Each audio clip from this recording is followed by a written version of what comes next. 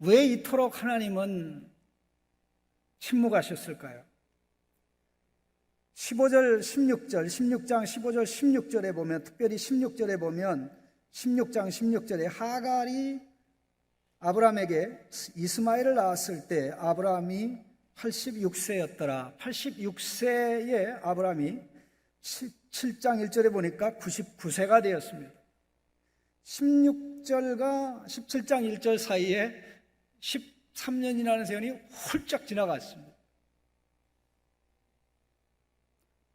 그 13년이라는 기간 동안 아브라함에 대해서, 아브라함 부부에 대해서 우리가 알 수 있는 건 아무것도 없고, 아이가 자랐다는 것 외에는 아무것도 알 수 없습니다. 왜 하나님은 이토록 오랫동안 잠잠하셨을까요?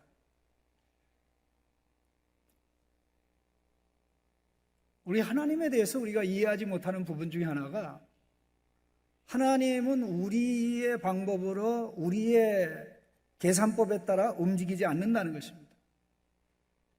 이것을 받아들이면 믿음이 자랄 수 있고, 이걸 받아들이지 않으면 믿음이 자라기가 굉장히 힘듭니다. 하나님께서 아브라함이 99살 될 때까지 기다린 것은 하나님께서 아브라함의 힘을 빼는 작전이었습니다.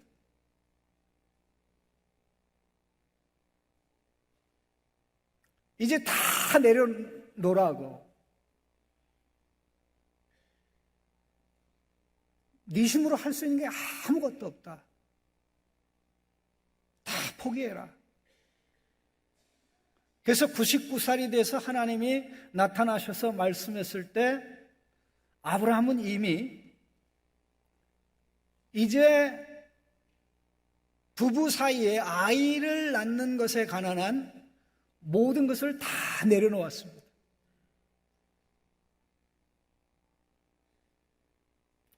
(99세가) 됐을 때 하나님은 청청병력과 같은 소리로 말씀하셨습니다. 나는 전능한 하나님이라. 아니 엘샤다이, 나는 전능한 하나님이라. 너는 내 앞에서 행하고 완전하게 되라. 너는 내 앞에서 행하고 완전하게 되라.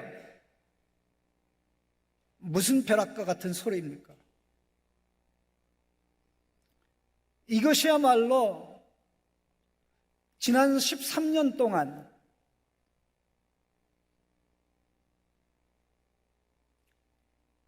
아브라함 부부가 하나님 앞에서 살아왔던 삶을 총정리하는 것입니다. 하나님이 보실 때 아브라함 부부가 전능하신 하나님을 믿지 못했다는 것입니다. 하나님이 보실 때 아브라함 부부가 하나님을 의식하고 하나님 앞에서 살지 못했다는 것입니다. 아브라함 부부가 하나님 앞에서 온전한 삶을 살지 못했다는 것입니다. 아브라함 부부는 한 번도 그런 생각을 해본 적이 없습니다. 이스마엘의 이름을 부를 때마다 하나님이 응답하셨다. 우리가 자선책으로 하갈을 통해서 아들 이스마엘을 얻은 것이 얼마나 다행인지, 하갈이 도망갈 때 천사를 보내어 돌려보냈고, 하갈이 처음 난 자식이 딸이 아니라 아들이었고, 그 아들의 이름이 이스마엘이었고, 지금까지 이스마엘이 아무런 문제 없이 건강하게 크고 있으니 하나님이 주신 복이 아니고 무엇입니까? 하나님이 하신 응답이 아니고 무엇입니까? 하나님께서 마침내 그들의 기도와 소원에 응답하셔서 이스마엘을 주셨다고 생각하며 13년 동안 살아왔는데, 하나님께서 아브라함아, 너 착각했어. 너 오해했어.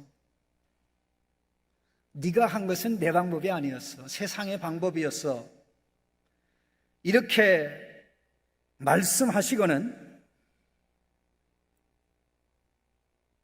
내가 내 언약을 너와 내 사이에 두어 너를 크게 번성하게 하리라고 말씀하시고, 이어서 아브라함이 하나님의 말씀을 들을 때 너무나 충격을 받고 본능적으로 엎드려 경배할 때, 이어서 하나님께서 계속해서 상세하게 어떻게 아브라함을 번성하게 할지에 대해서 말씀하시고 할례를 받도록 요구하셨습니다. 오늘 이 말씀 가운데 특별히 앞에 부분만, 1절, 2절 부분만 생각하는 가운데 하나님께서 우리에게 은혜를 주시기를 간절히 바랍니다. 아브라함 부부는 전능하신 하나님을 믿지 못했습니다. 나는 전능한 하나님이나 아니 엘샤다이, 히브리어를 몰라도 엘샤다이 하면 전능하신 하나님이라는 것을 많은 성도님들이 알고 있습니다. 나는 전능한 하나님이라는 말씀이 성경 전체에서 가장 처음 등장하는 곳이 오늘 본문입니다. 왜 하나님이 이 말씀을 하셨을까요? 아브라함 부부는 하나님이 전능하신 것을 믿지 않았기 때문입니다. 16장 2절 말씀에 사레가 아브라함에게 이르되 여호와께서 내 출산을 허락하지 아니하셨으니, 이 표현은 부드럽지만 내 출산을 막았으니, 하나님이 준다 여러 번 말씀하셨습니다.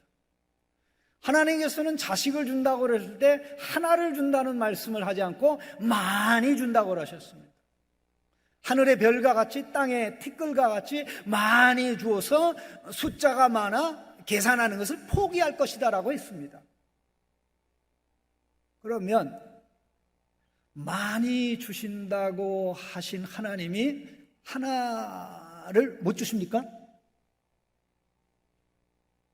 100개를 약속한 분이 하나마저 못 주십니까?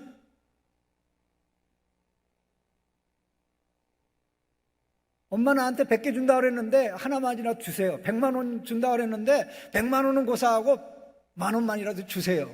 그래 고맙다. 여기 있어 하고 내주겠죠. 네?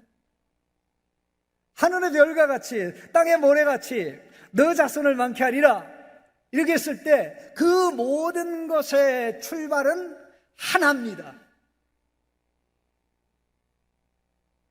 하나님이 주실 때까지 기다려야 됐던 것입니다. 물론 10년을 기다렸습니다. 10년을 기다린 것은 잘한 것입니다. 우리 가운데 10년을 버티다가 포기하는 사람 많지 않습니다. 몇 년 버티다가 에이 모르겠다 이렇게 하죠.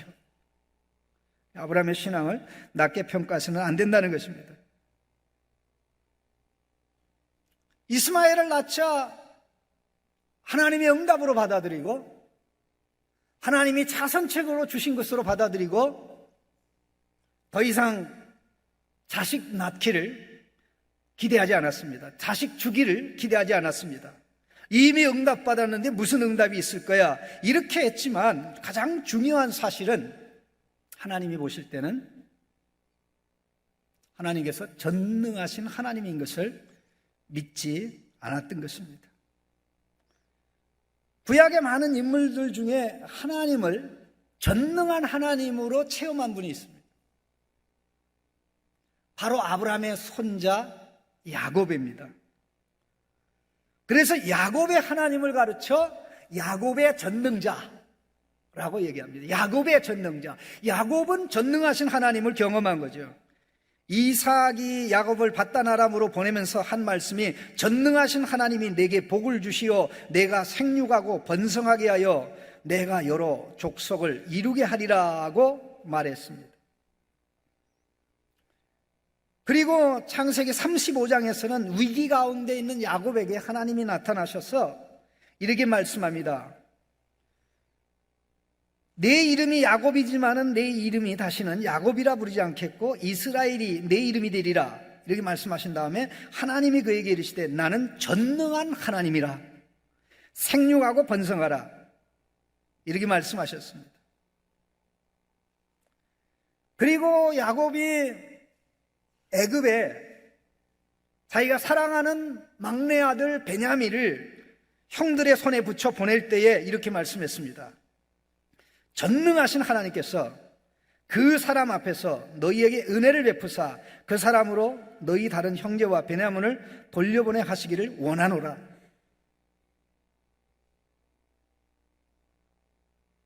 아브라함 시대 때 살았던 인물이 욥이라는 인물입니다. 욥은 아브라함 시대에 살았던 인물입니다. 대부분 분들이 잘 모르는데요. 욥기를 보면 성경에서 유일하게 하나님을 언급할 때 전능하신 하나님으로 가장 많이 언급합니다. 놀라울 정도로 전능하신 하나님으로 언급합니다. 엘샤다이 혹은 앞에 엘을 빼고 그냥 샤다이라고 말하는데요. 23번이나 나옵니다.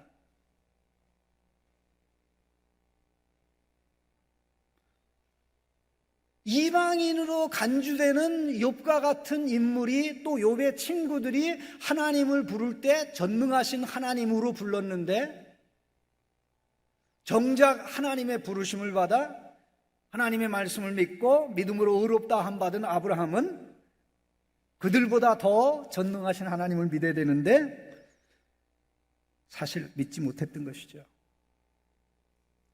이 아브라함은 어떤 아브라함입니까? 믿음으로 의롭다 함 받은 아브라함입니다. 그럼 아브라함의 믿음은 아직도 더 성장해야 했던 것입니다. 아직 믿음이 성장해야 될 것이 많은데, 자라야 될 것이 많은데 아직도 그가 여호와 하나님을 전능하신 하나님으로 믿어야 되는데 믿지 못한 아브라함에게 믿음으로 하나님이 의롭다고 선언하신 사실이 우리를 겸손하게 만듭니다. 우리가 많이 자라야 된다. 우리가 완벽하지 않음에도 불구하고 하나님은 우리를 받아주신다. 하나님 말씀이죠. 하나님이 전능하심을 믿으십니까? 전능하신 하나님임을 믿으십니까? 정말 믿으십니까? 다시 한번 믿지 못해서 실망하고 있다면 그 부분을 하나님 앞에 고백할 수 있기를 간절히 바랍니다. 둘째로 아브라함 부부는 하나님 앞에서 온전하게 살지 못했습니다. 바로 이어서 한 말씀이 전능하신 하나님을 믿지 않으니까 그를 의식하지 않고 살 수밖에 없었습니다. 그래서 하나님이 말씀한 게 내 앞에서 행하여, 우리말에는 행하여라고 되어 있지만 내 앞에서 행하라 그리고 완전하라, 두 가지를 말씀한 것입니다. 이 말씀은 아브라함이 지난 13년 동안 아내와 함께 하나님 앞에서 살지 못했다는 것을 드러내는 것입니다. 그들이 하나님 앞에서 산 것은 이스마엘을 얻기까지 아들을 기다리면서 살할 때 하나님 앞에서 살았죠. 여보, 우리가 10년을 기다렸는데 하나님이 자식을 안 줬어요. 이제 더 이상 기다릴 수 없어요. 우리가 세상의 방법을 씁시다. 그때 아브라함이 여보 무슨 말이야? 우리 하나님 전능한 하나님인데 우리 끝까지 기다립시다. 하나님이 하나를 약속한 게 아니고 하늘의 별과 같이 땅의 모래같이 많게 해준다고 그랬는데 어마어마한 자손을 약속한 하나님이 우리 몸에서 하나도 못 나오게 한다는 건 말도 안 돼요. 끝까지 기다립시다 라고 했어야 되죠. 그들은 하나님을 의식하지 못했습니다. 내 앞에서 행하라는 말씀은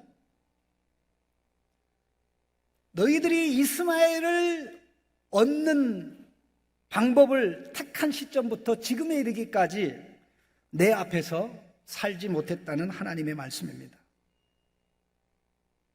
하나님의 말씀과 하나님의 임재를 의식하면 말씀의 길로 갑니다. 하나님이 계신데 내가 이 말 할 수 없지. 하나님이 계신데 내가 이 행동할 수 없지. 하나님이 다 보고 계신데 우리 순진한 초등학교 학생들 앞에서 선생님이 뭐라고 얘기합니까? 너희들 시험 칠 때 컨닝하지 마라.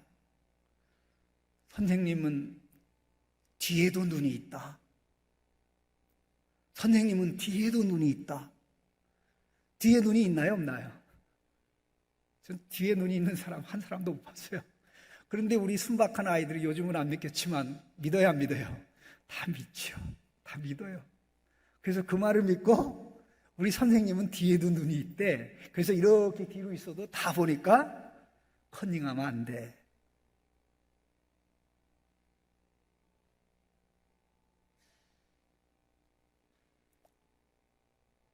이스마엘이 상속자가 아니었습니다. 상속자가 아닌 증거가 너무 많습니다. 그런데 그들은 상속자로 믿고 싶었죠. 그래서 결국 그렇게 됐습니다. 하나님을 의식할 때 우리는 하나님이 기뻐하는 행동을 택합니다. 또 하나님을 의식하고 행하는 것이 믿음입니다. 믿음의 본질이 뭔가요? 보이지 않는 하나님을 보는 것 같이 의식하고 그 말씀에 의거해서 근거하여 사는 것입니다. 지금까지 하나님이 안 주셨지만 하나님 말씀에는 불가능한 것이 없고 하나님은 신실하시니까 마침내 주고 말 거야. 우리 끝까지 하나님의 길로 갑시다. 하나님 말씀의 길로 갑시다. 하나님 방법을 택합시다. 이렇게 했다면 하나님을 의식하고 하나님 앞에서 산 거죠. 그러나 세상의 방법을 택했기 때문에 하나님 앞에서 행하지 못한 것입니다. 여기 하나님 앞에서 행하는 것하고 이게 전능하신 하나님 앞에서 행하는 것하고 완전하게 되는 것은 서로 밀접한 관계가 있습니다. 하나님을 의식하고 행동하면 하나님의 말씀을 붙잡고 순종하며 기다리며 살게 됩니다. 그 삶을 반복해서 살아가면 어떻게 됩니까? 하나님 앞에서 그 순종이, 기다림이 온전하게, 완전하게 되는 것이죠. 그래서 이 둘은 하나님 앞에서 살면, 그 삶이 계속되면 완전하게 됩니다. 완전하게 됩니다. 이것은 굉장히 중요한 내용입니다. 자, 이 원인과 결과라는 말은 간단합니다. 하나님 앞에서 사는 것이 원인이고 결과는 그렇게 살면 온전하게 되는 것이죠. 자, 배가 고파요. 어떻게 하면 배부르죠? 어떻게 하면 배부르죠? 제가 한번 배부르게 해보겠습니다.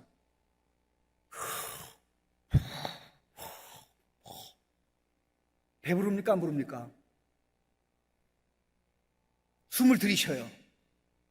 또 숨을 들이쉬어요. 배부릅니까? 안 부릅니까? 배부른 것처럼 느껴지면 절대 배부른 게 아니죠.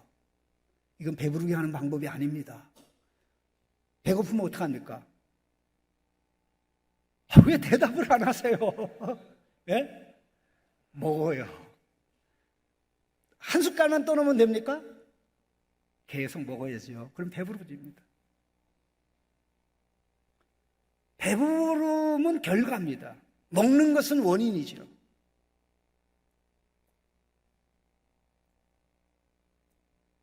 하나님 앞에서 하나님의 말씀을 붙잡고 하나님을 의식하며 살아가는 게 먹는 거예요. 그러게 되면 온전하게 되는 것은 그 배부른 것과 같은 것입니다.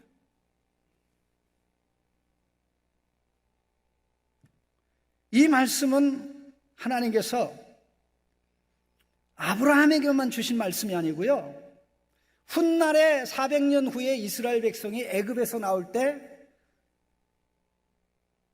이스라엘 백성에게도 이 말씀을 하셨습니다.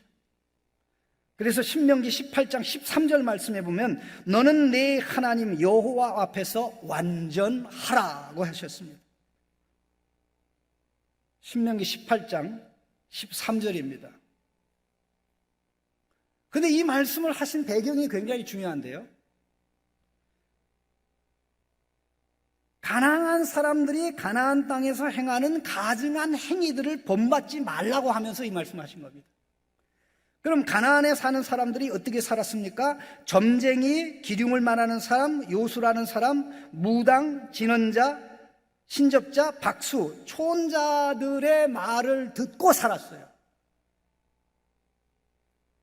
너희들은 점쟁이, 신접한 사람들, 점치는 사람들, 오늘날로 얘기하면 관상 보는 사람들, 그런 사람들의 말을 듣고 살지 마라. 너희는 내 하나님 여호와 앞에서 완전하라 했을 때 그 하나님 앞에서 완전하게 되는 길은 세상 사람들의 말이 아니고 점쟁이들의 말이 아니고 주술가들의 말이 아니고 여호와 하나님께서 주시는 말씀을 따라 살아갈 때 이루어지는 것입니다. 오늘 본문에 제가 설명한 내용하고 똑같습니다. 이 말씀은 예수님께서 산상수훈의 팔복의 결론으로 말씀하셨습니다. 마태복음 5장 48절에 그러므로 하늘에 계신 너희 아버지의 온전하심 같이 너희도 온전하라. 여기에 사용된 단어 온전하심 같이 온전하라는 오늘 본문 17장 1절에 사용된 완전하라, 신명기 18장 13절에 사용된 완전하라 하는 말씀하고 동일한 단어로 텔레이오스라는 단어로 헬라어로 된 성경에 그대로 나옵니다.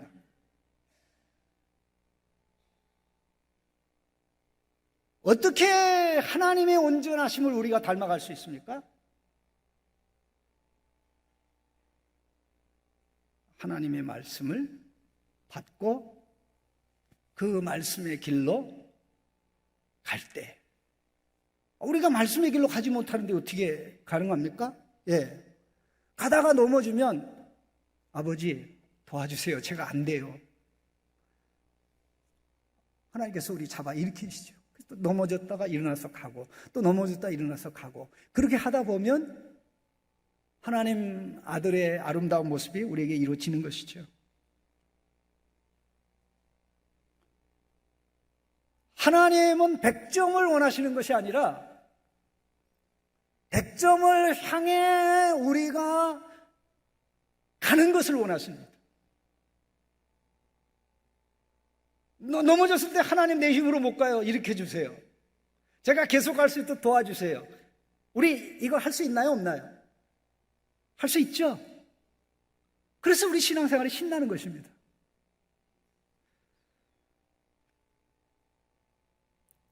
자, 그럼 가만히 생각해 보세요. 참 하나님이 볼 때 믿음으로 의롭다함 받은 아브라함이 형편이 없습니다. 전능하신 하나님을 믿지 못했습니다. 그 결과 하나님 앞에 하나님 앞에 살지 못했습니다. 그래서 온전하지 못했습니다. 그런데 그럼에도 불구하고 하나님께서는 99살 됐을 때 13년 후에 나타나서 하신 말씀에 상상을 초월하는 말씀을 하셨습니다. 그게 바로 2절의 말씀입니다. 내가 내 언약을 나와 너 사이에 두어 너를 크게 번성하게 하리라. 똑같은 말씀이 6절에도 나옵니다. 내가 너로 심히 번성하게 하리니 내가 내게서 민족들이 나게 하며 왕들이 내게서부터 나오리라. 자, 하나님의 하신 이 말씀은 그냥 스쳐 지나가면 아무것도 아니에요. 아브라함에게 완전함을, 하나님 앞에 상행할 것을, 전능하신 하나님을 믿고 그의 말씀에 반응하여 살아갈 것을 요구하셨지만, 그것이 책망이기도 하지만 하나님께서는 책망보다는 아브라함이 말씀을 듣는 순간, 말씀은 듣는 순간 그냥 땅에 엎드려져서 하나님을 경배하게 만드는 말씀이 바로 2절의 말씀입니다. 2절의 말씀. 내가 너를 크게 번성하게 하리라. 내가 너를 크게 번성하게 하리라. 왜 하나님이 이 말씀을 하십니까? 아브라함이 부정함에도 불구하고 하나님께서 아브라함과 언약을 맺었기 때문에 언약의 복을 아브라함 부부에게 주고야 말겠다는 것입니다. 아브라함이 부족해서 포기하지 않겠다는 것입니다. 아브라함이 부족해서 버리지 않겠다는 것입니다. 내가 너에게 정한 목적을 이루기까지 다 하겠다는 것입니다. 그래서 여기 이 말씀 가운데 나의 언약, 내 언약, 내 언약, 내 언약 17장에만 하나님께서 언약을 가르쳐 나의 언약이라고 9번에 걸쳐서 말씀합니다. 이 언약은 하나님과의 일시적인 관계가 아니라 영원한 관계입니다. 영원한 관계. 한 번 하나님이 언약의 대상으로 삼으면 이게 끝까지 가는 것입니다. 끝까지 가는 거예요. 이 끝까지 가는 것은 아브라함의 순종이 아니라 하나님의 사랑입니다. 하나님의 신실함입니다. 하나님의 위대하심입니다. 이게 우리로 하여금 우리 하나님의 사랑의 매력에 빠지게 하는 것입니다. 아브라함이 얼마나 부끄럽겠습니까? 이 말씀을 분석해 보면 이런 뜻입니다. 여기 번성하게 하리라 2절에 나오는 말씀하고 6절에 나오는 번성하게 하리라, 크게라는 단어하고 크게 번성하게 하리라, 심히 번성하게 하리라 이렇게 똑같이 나오는데 2절에 사용된 단어는 많게 한다, 많게 하다라는 뜻이고요. 6절에 사용된 단어는 결실을 맺게 한다라는 단어인데 중요한 것은 바로 이겁니다. 하나님이 아담 하와를 창조하실 때에 아담 하와에게 하신 말씀이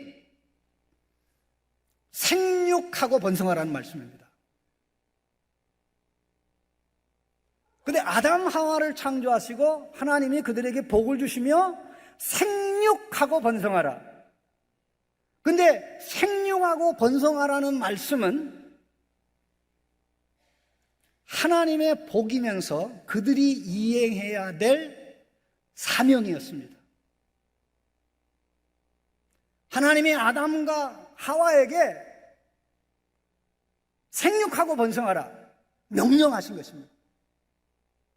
그런데 아담 하와가 생육하고 번성했습니까? 실패했습니다. 하나님이 복으로 주신 명령을 이루지 못했습니다. 그 동일한 생육하고 번성하라는 말씀을 하나님께서 노아와 노아의 자식들에게 하셨습니다. 그래서 2절에 나오는 단어와 6절에 나오는 단어가 하나님이 아담 하와에게 하신 말씀이고 노아와 노아의 아들들에게 하신 말씀입니다. 그런데 놀라운 것은 아담에게 하셨을 때도 명령이고 노아와 아들들에게 했을 때도 명령인데 오늘 본문에서는 명령이 아닙니다. 명령이 아닙니다. 명령이 아니에요. 명령했는데 아담 부부가 못하더라 이겁니다. 노아와 노아의 자식들이 못하더라 이거예요. 못하는 것을 아브라함에게 하라고 하면 아브라함이 하겠습니까? 못하겠습니까? 못하죠. 못하죠. 그래서 하나님께서 아브라함에게 내가 아담 부부에게, 노아와 노아의 자식에게 명령한 것을 너에게 더 이상 명령하지 않고 내가 친히 이루어주리라. 그들이 성취하지 못한 것을, 그들이 명령을 받았으나 성취하지 못한 것을 내가 성취할 거야. 내가 성취할 거야. 내가 성취할 거야. 내가 성취할 거야. 좀 아멘 좀 하세요. 아멘 좀. 예? 예? 이렇게 인색할 수가. 예? 죽었다 깨어나도 너희들 못해. 그래서 내가 해줄 거야. 내가 해준다니까 내가 하고 말 거야. 이 말을 듣는 순간 아브라함이 이렇게 엎드러진 겁니다. 이렇게.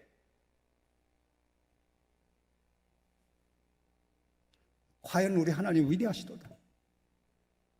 나는 하나님 앞에서 살지 못했는데, 나는 하나님 앞에서 온전하게 살지 못했는데 하나님은 역시 나를 포기하지 않으시구나.